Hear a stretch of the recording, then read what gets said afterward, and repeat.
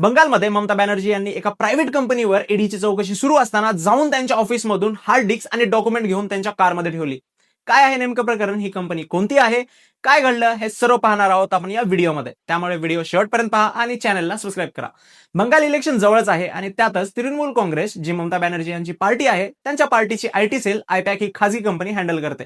म्हणजेच काय तर आयपॅक ही कंपनी ममता दिदीचा पक्षाचा पूर्ण प्रचार सांभाळते आणि नॅरेटिव्ह सेट करते आणि इलेक्शन जिंकण्यासाठी मदत करते.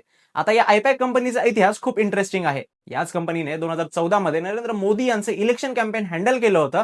मोदी यांचे मोठे पोस्टर्स, बहुत हुआ अत्याचार, अब की बार मोदी सरकार, हे घराघरापर्यंत पोहोचवण्याचं काम सुद्धा याच कंपनीने केलं होतं. यासोबतच त्यांनी भारतातील बऱ्याचशा पार्टी सोबत काम केलं होतं. ममता दीदींच्या म्हणण्यानुसार प्रतीक जैन, जे आयपॅकचे हेड आहेत, तेच टीएमसी पक्षाच्या आयटी सेल्सचे सुद्धा हेड आहेत. सध्या त्यांच्याकडे येणाऱ्या संपूर्ण निवडणुकीचा डेटा होता आणि हा डेटा ईडीच्या हातात मिळू नये म्हणून त्यांनी तावातावाने थेट गेल्या आणि चक्क सगळाच डेटा आणि फाईल्स उचलून आपल्या गाडीत टाकला. आता हे किती खरं आहे आणि किती खोटं आहे हे तुम्हीच ठरवा, पण यावरून नक्कीच दोन प्रश्न निर्माण होतात. मुख्यमंत्री आणि सामान्य माणसांसाठी वेगळे नियम का? त्या जागी जर कोणी सामान्य माणूस असता तर ईडीने हे असं करू दिलं असतं का?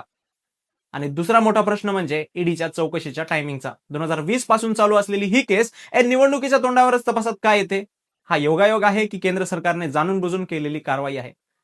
यावर तुमचं मत काय आहे कमेंट सेक्शन मध्ये नक्की सांगा आणि अशाच इन्फॉर्मेटिव्ह व्हिडिओसाठी आपल्या यशक्स मराठीच्या युट्यूब चॅनलला नक्की सबस्क्राईब करा. थँक्यू.